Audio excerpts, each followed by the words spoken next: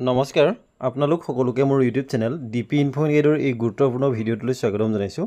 ছাৰবিদেউসকল, এই ভিডিঅ'টোত অসম চৰকাৰৰ অধীনৰ প্ৰতিগৰাকী কৰ্মচাৰীৰ বাবে ছুটি সম্পৰ্কীয় এটা বিশেষ ভাল খবৰ শ্বেয়াৰ কৰিব খুজিছোঁ। আশা কৰিছোঁ আপোনালোকে ভিডিঅ'টো শেষলৈকে চাই ইনফৰমেশ্যনখিনি ভালদৰে জানি ল'ব। লগতে ভিডিঅ'টো সকলো শিক্ষক বন্ধু বান্ধৱী তথা অন্যান্য কৰ্মচাৰীৰ লগত শ্বেয়াৰ কৰিব বুলি আশা ৰাখিছোঁ। তেনেহ'লে আহকচোন ভিডিঅ'টোৰ মূল কথাখিনি লৈ আগবাঢ়োঁ। ছাৰবিদেউসকল, এইখন হৈছে joint secretary to the government of Assam general administration ডিপাৰ্টমেণ্টৰ তৰফৰ পৰা the senior most secretaries to the government of Assam all department of Janata Bhawan Dispur Guwahati 6 আৰু to the all district commissioners and all Assam houses ভৱনছ, এইসকল বিষয়ালৈ প্ৰেৰণ কৰা এখন অত্যন্ত গুৰুত্বপূৰ্ণ চিঠি। ইয়াৰ ছাবজেক্টটো হৈছে স্পেচিয়েল কেজুৱেল লিভ আণ্ডাৰ মাতৃ পিতৃ বন্দনা স্কিম।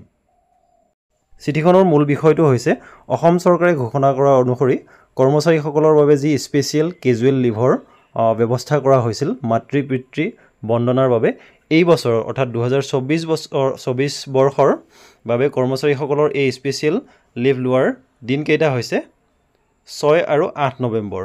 আৰু ইয়াৰে 7 নৱেম্বৰ তাৰিখটো ছট পূজাৰ বাবে বন্ধ থাকিব আৰু 9 নৱেম্বৰ দিনটো ছেকেণ্ড ছেটাৰডে হিচাপে কিছুমান বিশেষ ডিপাৰ্টমেণ্টে বন্ধ পায় আৰু 10 নৱেম্বৰ দিনটো ছানডে।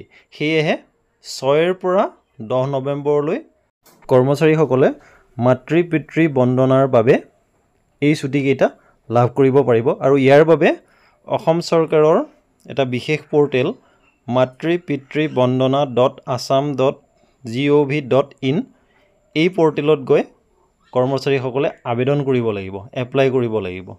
তেতিয়া তেওঁলোকে এই লিভটো এভেইল কৰিব পাৰিব।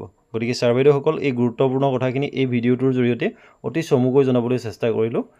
যদিহে আপুনি ইনফৰমেশ্যনখিনিৰ পৰা উপকৃত হোৱা বুলি ভাবে তেনেহ'লে অনুগ্ৰহ কৰি এটা লাইক কৰিব, কমেণ্ট কৰিব আৰু ভিডিঅ'টো সকলো শিক্ষক তথা অন্যান্য কৰ্মচাৰীৰ লগত শ্বেয়াৰ কৰিব যাতে সকলোৱে এই বিষয়ে জ্ঞাত হ'ব পাৰে আৰু আবেদনৰ কথাখিনি জানিব পাৰে। ধন্যবাদ।